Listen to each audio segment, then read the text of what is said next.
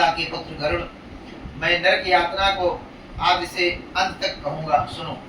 मेरे द्वारा नरक का वर्णन किए जाने पर उसे सुनने मात्र से ही तुम कांप उठोगे, कंपायमान हो जाओगे। हे कश्यप नंदन, बहुभीत के आगे 44 योजन में फैला हुआ धर्मराज का विशालपुर है। हाहाकार समायुक्तं दृष्ट्वा क्रन्दति पातके तत्क्रन्दनं समाकर्ण्य यमस्य पुरचारिणां गत्वा च तत्र ते सर्वे प्रतिहारं वदन्ते धर्मध्वजा प्रतिहारस्तत्र तिष्ठति सर्वदा। स्वागत्वा चित्रगुप्ताय ब्रूते तस्य शुभाशुभं ततस्तं चित्रगुप्तोऽपि धर्मराजं निवेदयेत्। हाहाकार से परिपूर्ण उस पुर को देखकर पापी प्राणी क्रंदन करने वाला रोने लगता है।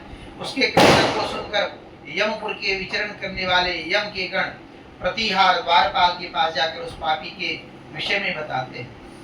धर्मराज के द्वार पर सर्वदा धर्मध्वज नामक प्रतिहार स्थित रहता है। द्वारपाल, वह द्वारपाल जाकर चित्रगुप्त से उस प्राणी के शुभ और अशुभ कर्म को बताता है। उसके बाद चित्रगुप्त भी उसके विषय में धर्मराज से निवेदन करते हैं। जो गुप्त रूप से चित्र को खींचे उसका नाम चित्रगुप्त है।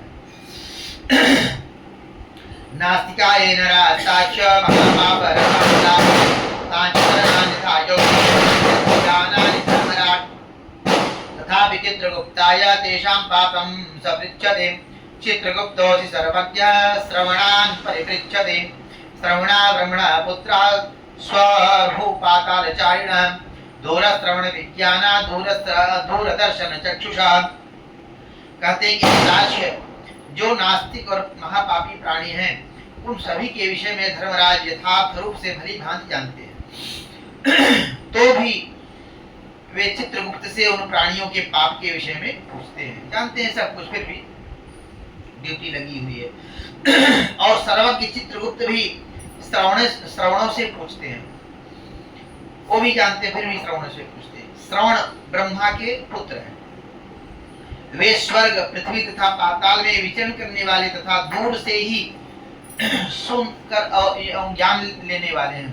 दूर से ही वो जान जाते हैं सब कुछ। उनके नेत्र सुदूर के दृश्यों को भी देख लेने वाले हैं। तेषां पत्न्यस्तथा भूतः श्रवणिनः पृथगाह्वया स्त्रीणां विचेष्टितं सर्वं तां जानन्ति तत्त्वतः। नरये प्रच्छन्नं प्रत्यक्षं यत्रोक्तं च कृतं च यत् सर्वमावेदयन्त्येव। चित्रगुप्तायते च ताः चारास्ते धर्मराजस्य मनुष्याणां शुभाशुभं मनोवाक्कायितं कर्म सर्वं जानन्ति तत्त्वतः। श्रवणी नाम की उनकी पृथक पृथक सबकी श्रवणियों की पत्नियां हैं, भी उसी प्रकार के स्वरूप वाली हैं, अर्थात श्रवणों के समान ही हैं। वे स्त्रियों के सभी प्रकार की चेष्टाओं को तत्वतः जानती हैं। मनुष्य छिपकर अथवा प्रत्यक्ष रूप से जो कुछ करता और कहता है वह सब श्रवण एवं श्रवणियां चित्रगुप्त से बताते हैं। वे श्रवण और श्रवणियां धर्मराज के गुप्तचर हैं, जो मनुष्य के मानसिक, वाचिक और कायिक सभी प्रकार के शुभ और अशुभ कर्मों को ठीक ठीक से जानते हैं।